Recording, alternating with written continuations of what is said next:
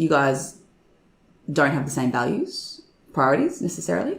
How do you manage, when you've got two people who are involved in the same business, how do you manage those competing priorities? Well, mine are right, hers are wrong. You beat me to it. I was going to say it's mind over matter. I don't mind and he don't matter.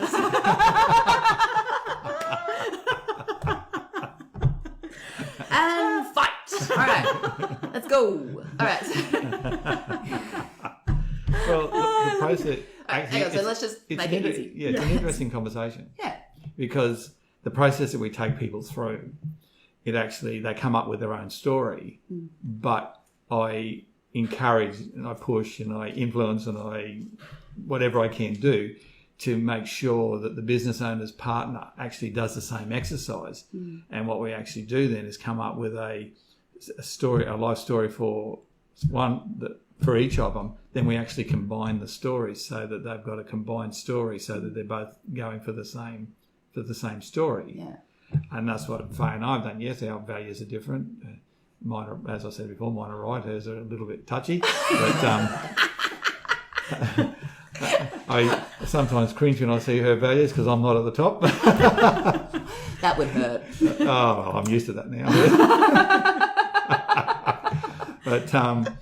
But we've got this. We've done our own values. We've done our own story. We've done what drives us both, and you put that together, and we're both driving for the same story. Yes, Faye will do things that I'm not interested in, but that's okay, and I'll do things that Faye's not interested in, and that's okay. But it's generally the target's out. The target is the same target out there, so we're both driving for that same target. So it's really, really important to know that. Yes, no two people have exactly the same values or life priorities, as we call them. But it's important that you know your partner's life priorities because they drive what you have and what you don't have and why you do what you do and why you don't do what you don't do. And one of the reasons why businesses sometimes don't go ahead is because a husband and wife's life priorities can be different. The other makes the other wrong. So, like for example, if the wife's highest priority is the business itself, and it's not the husband's, he may not understand why she spends the time that she does, and so therefore resentment and things like that can grow. So it's so important to understand where each other is coming from.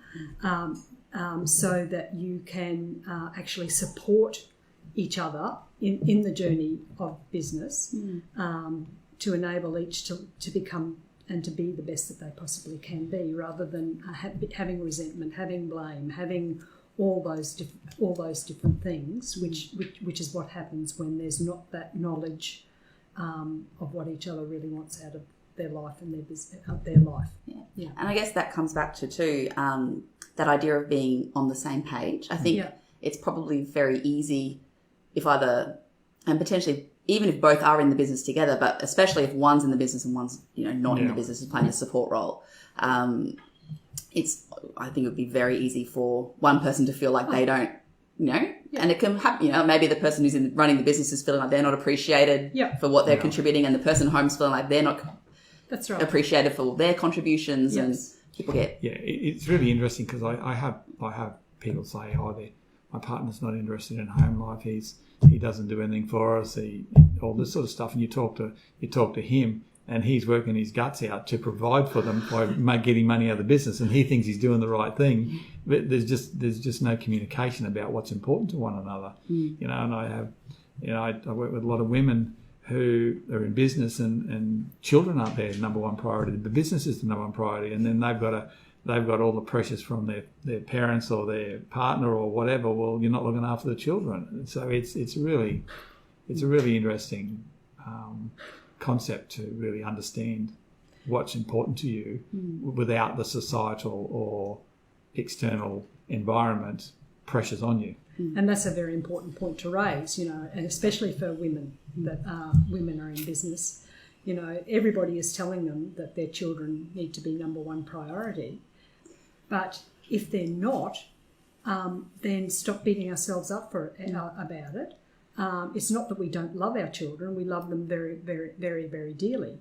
my philosophy is that if we are living to our highest values, we're actually teaching our children right from the get-go that it's okay. It's okay to be who you are and to live to what is important to you. That's what you're teaching them. If as parents we're putting them above other things that are important to us, we're actually not setting a great example for our children. So, yeah, particularly I guess when there are female ownership of businesses is growing exponentially at the moment. So it is it's an important conversation because I think it has been something where it's been like, you just got to kind of do it all, right? Like, you have the business, but you also have to look after the kids, and you've got to be there and at every sporting match, and if you're not, there's still this really there's still a huge lot pressure. Huge pressure from society, from parents, from your friends, from whatever else. The external environment is cruel. And on the other side of the coin, there's even men. Men who are saying, it might even be their wife saying, well, why aren't you coming to the kids' events? And why aren't you doing that? And why aren't you doing something else? As I said before, if both parties don't understand what is important to him and what is important to her, that conflict will always arise. But if there is that understanding, then it minimises it because there is that awareness of what really is important to the other person. One of the things you mentioned before was the difference. So your strengths are probably around phase limitations, and your strengths are. Does that make sense? So what your strong? I actually didn't think I had any limitations. Oh, that's true. So that's why you're looking at me like that. You're like, what limitations? I have none. I understand. I don't have any either. I'll talk to you later about hers. Off the record. So is that one of the things is that a benefit of being, a married couple in business? Because you do often marry your opposite in a lot of ways. Yeah. Which typically undoes you as well in a relationship. It can do. Yeah. So how do you find that your marriage works as a strength or a challenge running the businesses? Well, I know what I'm good at, and I know what Faye's good at, and I just don't do what Faye's good at. Oh, that's why you have one job. And I know I'm good at it, and I'll stick to it. And Faye does the rest. No. Mostly. Mostly. Yeah, Look, I've got it good. Look, the reality is, in our case, I met Rob at work, so we don't know anything else but working together, which is a blessing. I quite often say of Rob and I is that individually we're good, together we're great, and that's that even in the hard times, that's certainly been one of my underpinning philosophies about us being in business together, because it really is the truth. And the reality is we really, really enjoy working together. When I started the business, my immediate goal was to build it sufficiently, and Rob kept his job to support me while I built the business. And then when I'd got the business our first goal was to get the business to a certain point so that it could support us both. And that was, that took us about 15 months to do that. So, I worked my little backside off to try and build the business as quickly as I possibly could. For that very reason, I want to work with Rob, and I love working with Rob. So, I mean, we do have that advantage. But to answer your questions, look, there's pros and cons of working with your partner. It's you can use each other's strengths. Rob working with Rob's strengths and my strengths, and getting that agreement and alignment in that perspective. You're both working towards what you want as a couple. It is your marriage's, what your marriage wants to achieve or what you want to achieve as a couple. That's what you're both driving towards, rather than going down separate paths and having separate goals. So there's lots and lots of advantages.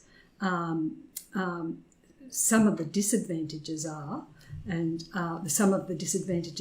is the separation between home and work.